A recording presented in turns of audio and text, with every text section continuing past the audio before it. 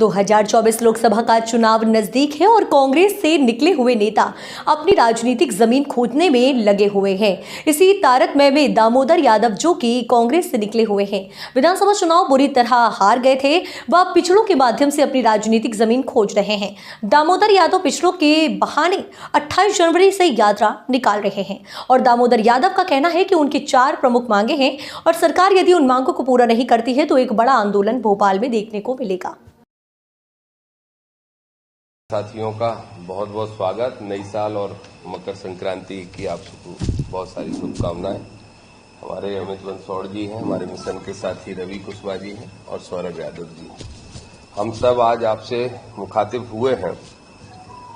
आपको पता है कि हमारे देश के प्रधानमंत्री और मध्य प्रदेश के मुख्यमंत्री दोनों ही पिछड़ा वर्ग से आते हैं और पिछड़ा वर्ग होने का हर तीसरे चौथे भाषण में जिक्र भी करते हैं।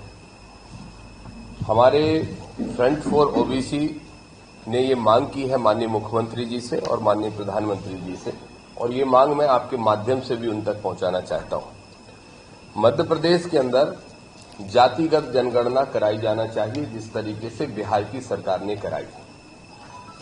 और दूसरी हमारी एक और मांग है कि जब तक जातिगत जनगणना पूर्ण नहीं होती तब तक मध्य प्रदेश में अन्य राज्यों की तरह पिछड़ा वर्ग को 27% आरक्षण दिया जाना चाहिए। एक और बड़ी महत्वपूर्ण मांग है कि जिस तरह से एससी और एसटी के भाइयों के लिए लोकसभा और विधानसभाओं के अंदर राजनीतिक आरक्षण है, सीटें आरक्षित की जाती हैं, ठीक उसी प्रकार से चूंकि हम भी ओबीसी वर्ग के हैं और हम भी आरक्षित वर्ग के हैं, तो हमारे लिए भी पिछड़ा वर्ग के लिए भी सीटें आरक्षित की जानी चाहिए, राजनीतिक भागीदारी दी जानी चाहिए।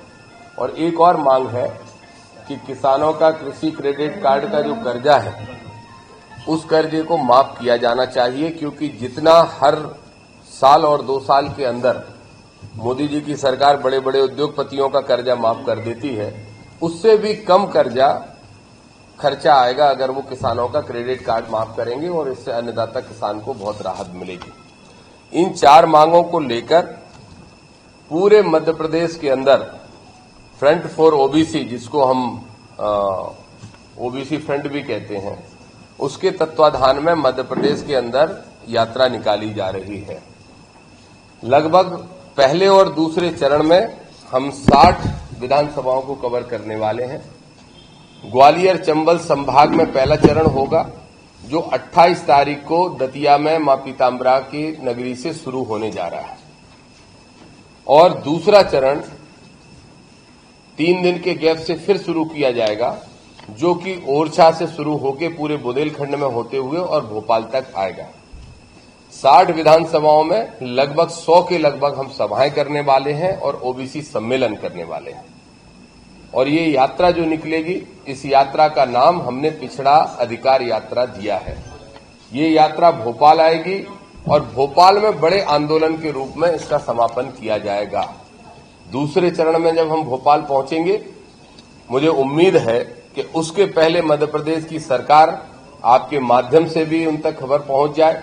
उनके खुफिया विभागों के माध्यम से खबर पहुंच गई, और मैंने स्वयं इस बारे में मुख्यमंत्री जी से आग्रह किया है कि हमारी यात्रा भोपाल पहुंचे, उसके पहले सकारात्मक रुख दिखाते हुए हमारी मांगों को मान लें, अन्यथा पिछड़ा वर्ग के सारे संगठन मिलके एक बड़ा आंदोलन भोपाल के अंदर करेंगे।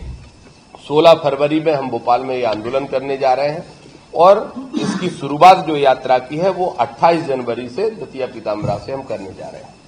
ये हमारा पोस्टर है, यात्रा का पोस्टर है, जिसको हमने नाम दिया है पिछड़ा अधिकार यात्रा। पिछड़े वर्ग की 60% आबादी के साथ देश के प्रधानमंत्री आदरणीय नरेंद्र मोदी जी और प्रदेश के मुख्यमंत्री आदरणीय मोहन यादव जी पिछड़े वर्ग की आबादी के साथ अगर न्याय करना चाहते हैं तो जरूर करें, नहीं तो फिर हमें लड़के अपने अधिकार लेने पड़ेंगे। इस यात्रा की हम शुरुआत करने जा रहे हैं। इस संबंध में आपको हमने सभी को आमंत्रित किया था। जी।